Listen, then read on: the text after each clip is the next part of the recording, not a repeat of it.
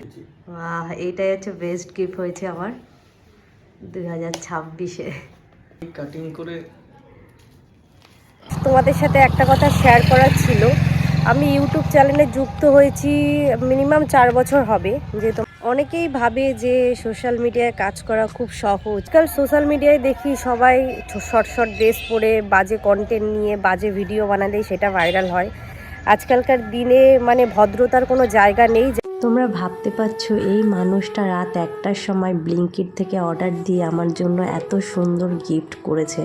তো চলো তোমরা দেখতে থাকো নিউ ইয়ারে আমার বর আমাকে কি গিফট করলো না জানিয়ে। মেয়েদের এগুলো পছন্দ বা কিছু, এটা খুবই দামি বুঝলো, ওই কারণে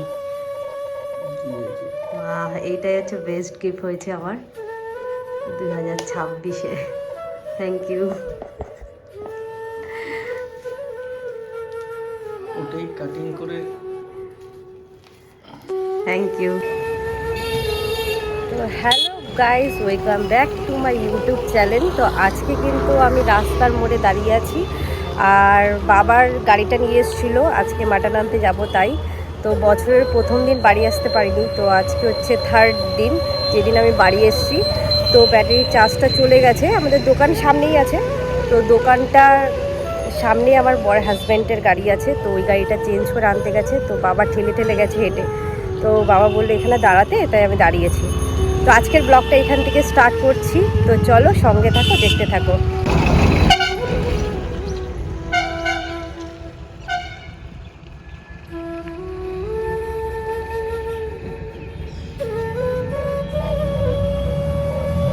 আমি পুরো একা দাঁড়িয়ে আছি, বাবা সেই গেছে 10 থেকে 15 মিনিট হয়ে গেছে, এখনো আসার নাম নেই। ফোন করছি, বলছে এক্ষুনি আসছে এক্ষুনি আসছে, কিন্তু গাড়ি নিয়ে কোথায় যেন গেছে।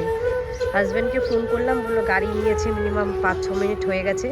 আর দেখো আমি এখানে দাঁড়িয়ে আছি, মানে এতটা মানে রোদের মধ্যে দাঁড়িয়ে মানে আজকে একটু শীতটা একটু কম আছে আর গরমও লাগছে একটু। দেখি কখন আসে। আমার বাবু বাড়িতে রয়েছে বোনের কাছে।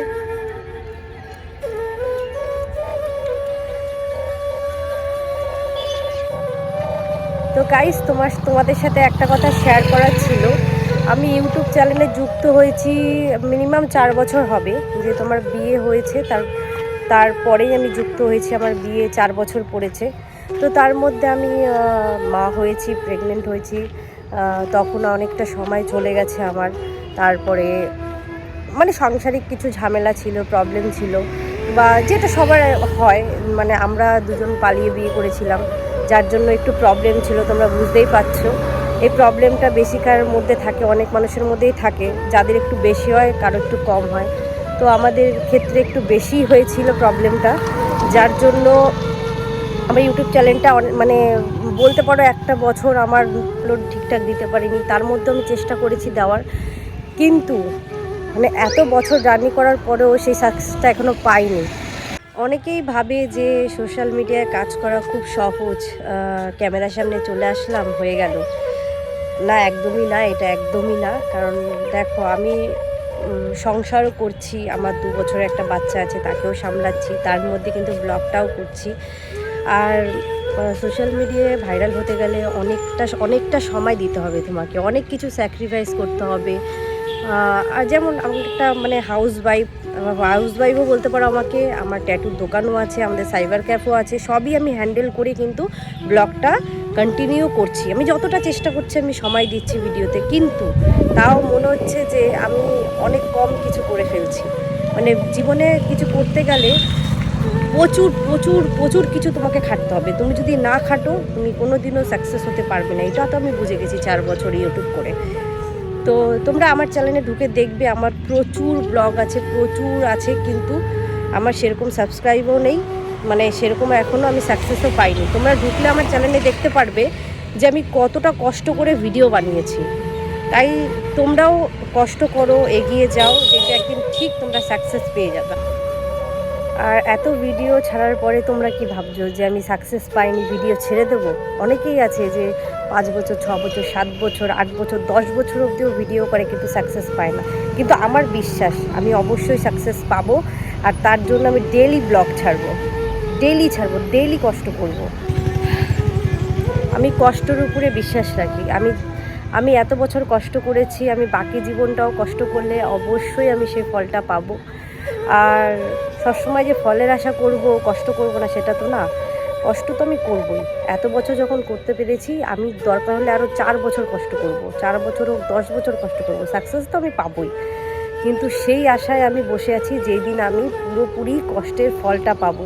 হ্যাঁ জানি সেই দিন হয়তো অনেকটা সময় লাগবে, অনেকটা বেশি লং টাইম যাবে, তাও আমি ডেইলি ব্লগ বানাবো, ডেইলি তোমাদের সঙ্গে শেয়ার করব, শুধু তোমরা পাশে থেকো। আজকাল সোশ্যাল মিডিয়ায় দেখি সবাই শর্ট শর্ট ড্রেস পরে বাজে কন্টেন্ট নিয়ে বাজে ভিডিও বানালেই সেটা ভাইরাল হয়। আজকালকার দিনে মানে ভদ্রতার কোনো জায়গা নেই, যার জন্য হয়তো আমি, ওর ক্ষেত্রেও হতে পারে যার জন্য আমি সেই জায়গাটায় পৌঁছাতে পারিনি। তো তোমরা প্লিজ মানে আমার পাশে থেকো, সাথে থেকো, আমাকে একটু সাপোর্ট করো। তোমরা যারা নতুন আছো তারা আমার চ্যানেলটাকে একটু সাবস্ক্রাইব করে দিও, এইটাই তোমাদের কাছে অনুরোধ রইল। তো সঙ্গে থাকো আর দেখতে থাকো পুরো ব্লগে কী করছে আজকে সারাদিন। আর তোমাদের সাথে কথা বলতে বলতে দেখো বাবাও চলে এসেছে, তাই আমরা এখন গাড়ি করে মাটন আনতে যাচ্ছি। আর কি জানো তো, এই বাবা মানুষটা যে এমন একটা মানুষ যার কোনো মানে ব্যাখ্যা করা যায় না।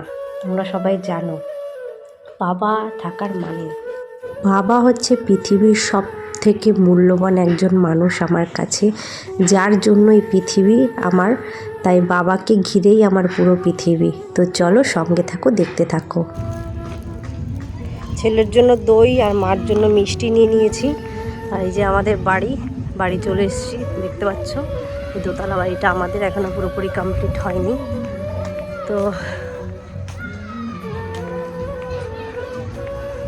তো তোমরা যদি একটু সাহায্য করতে আমার ইউটিউব চ্যানেলটাকে, তাহলে হয়তো বাবা আমার বাড়িটা আমি সাজিয়ে দিতে পারতাম সুন্দর করে। এটা আমি ড্রয়িং করেছিলাম বিয়ের আগে, এটাও বজরংবলী। আর গাইজ এইটা হচ্ছে আমার রুম। এখন হয়তো যখন বেড়াতে আসি তখন হয়তো এটা আমার থাকে, পুরোটা আমার, কি সারা জীবন আমারই থাকবে এই রুমটা। তো তোমাদের কিছু জিনিস শেয়ার করি, দেখো এগুলো কিন্তু সব আমার পেন্টিং। তো চলো ব্যাক ক্যামেরায় তোমাদের দেখাই। এগুলো কিন্তু সব আমার নিজের হাতের পেন্টিং। ওই মাঝখানে আমার বোনের ছবি, ওটা পেন্টিং না, ওটা ফটোশ্যুট করে বাঁধিয়েছে। সব আমার পেন্টিং, দেখতে পাচ্ছ, সব আমার পেন্টিং। আরও পেন্টিং আমার বিক্রি হয়। তো এখন রিসেন্টলি পেন্টিংটা একটু বন্ধ রেখেছি বাবুর জন্য। তো একটা মেয়ে হলে কত কিছু স্যাক্রিফাইস করতে হয়, তোমরা বুঝতে পারছো আমার কত কিছু স্টপে রয়েছে, বন্ধ রয়েছে। আমি সেই ভেবেই ব্লগগুলো করি, ছাড়ি। কতটা কষ্ট হয়, নিজের স্বপ্নের পিছনে ভাগতে পারি না, এটাই ভেবে কত কষ্ট হয়। কিন্তু খুব তাড়াতাড়ি আবার সব কিছু শুরু করব। এটা হচ্ছে আমার রুম, আর হচ্ছে আমার গোপাল সোনা। দেখো শীতের মধ্যে বসে রয়েছে আমার দুটো গোপাল সোনা। আর আদি মনে হয় মাঠে খেলতে গেছে, আদিকে দেখতে পাচ্ছি না দোকান থেকে এসে। তো চলো দেখতে থাকো, সঙ্গে থাকো। আর বিকেলে ট্যাটু ছিল, তাই তাড়াহুড়ো করে ট্যাটুটা করাতে গেছিলাম। এই ভাইয়ের হাতে আগে একটা ট্যাটু করেছিল, মানে এখানটা একটা দাগ ছিল হাতের মধ্যে, দাগ মানে অনেকে আছে ডিপ্রেশনে পড়ে হাতে যেটা করে আর কি, সেটা ছিল। আর সেটা কভার আপ করছিলাম আজকে।